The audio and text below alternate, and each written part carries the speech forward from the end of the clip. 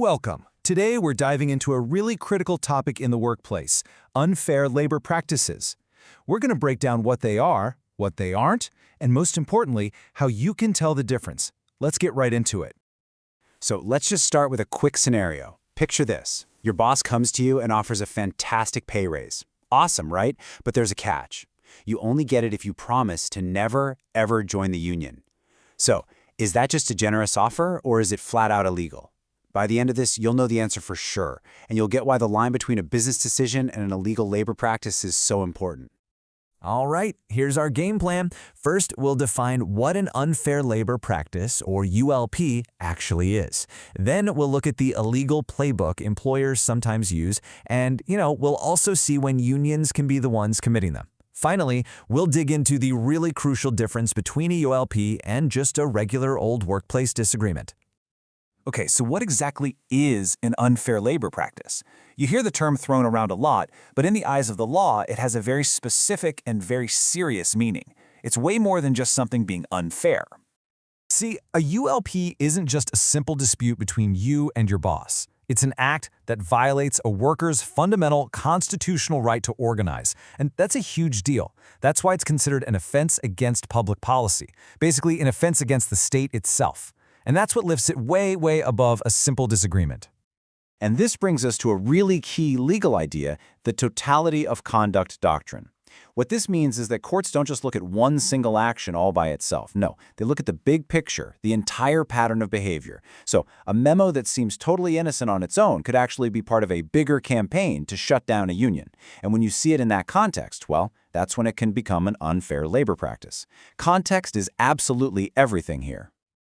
Okay, now let's pop the hood and look at some of the most common types of ULPs out there, the ones committed by employers. We're going to check out a few classic examples that the courts have said time and again are totally illegal. So employer ULPs can be anything from direct interference and threats to sneakier tactics, like setting up company-controlled puppet unions, or just flat-out refusing to bargain in good faith. Let's look at a few of these with some real-world cases to see how they play out. So here's a perfect example of what interference looks like.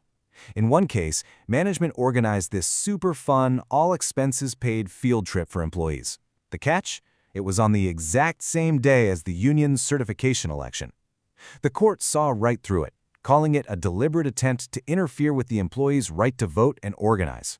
Pretty sneaky, right? Next up is the runaway shop. This is when a company literally tries to run away from its union by creating a whole new identity. In one case, a company just shut down, transferred all its assets to a new shell corporation, and pretended to be a new business. The court said, "Nice try," and found it was just a ULP designed to illegally bust the union. Now, employers are not allowed to meddle in a union's internal business. In this one case, the employer wasn't happy with the union leaders who got elected, so it just ignored them and started negotiating with a different rival group that it liked better. This is a classic ULP called company unionism, basically trying to control a puppet union. Both sides, the employer and the union, have a duty to bargain in good faith. But in this case, the employer just blew past the union reps and sent a final take-it-or-leave-it offer directly to the employees. The court pointed out that that's not a negotiation. It's a power play and a clear sign of bargaining in bad faith. Okay, but hold on a second. This brings up a really important question. Companies have to make decisions to improve efficiency or cut costs all the time. So where exactly do we draw the line between a totally legitimate business move and an illegal ULP? These two cases on outsourcing really show that it all comes down to motive, the why. In the Digitel case, the company outsourced its customer service right in the middle of union negotiations. The timing made it pretty clear the goal was to get rid of the union. But in the BPI case, the bank outsourced a department as part of a much bigger efficiency plan. It wasn't about targeting the union.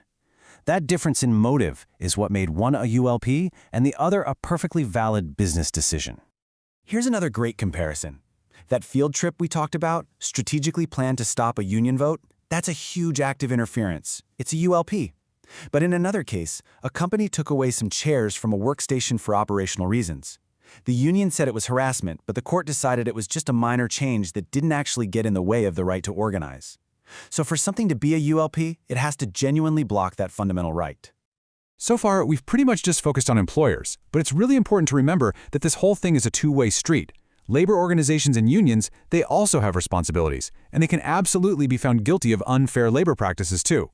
Union ULPs often involve things like pressuring or coercing employees or just failing to do their job for their members. This could be anything from pushing an employer to fire a non-union worker, to refusing to bargain with the boss, or even a weird practice called feather bedding, which is basically demanding payment for work that isn't even done. Let's look at a quick case. In this one, some union officers couldn't account for union money and then unfairly denied benefits to one of their own members. The court ruled this was a ULP.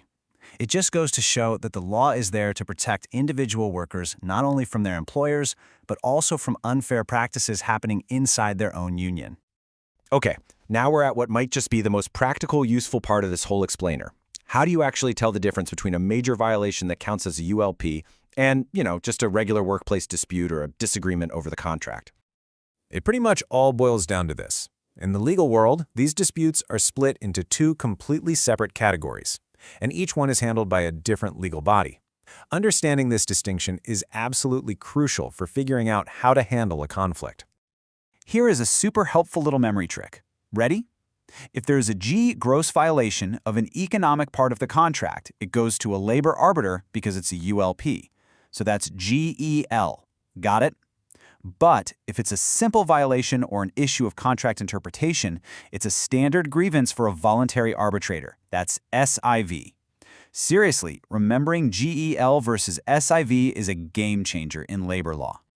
Let's use one last example to make this crystal clear. In this case, a company and its union disagreed on how to calculate the 13th month pay based on how the contract was worded.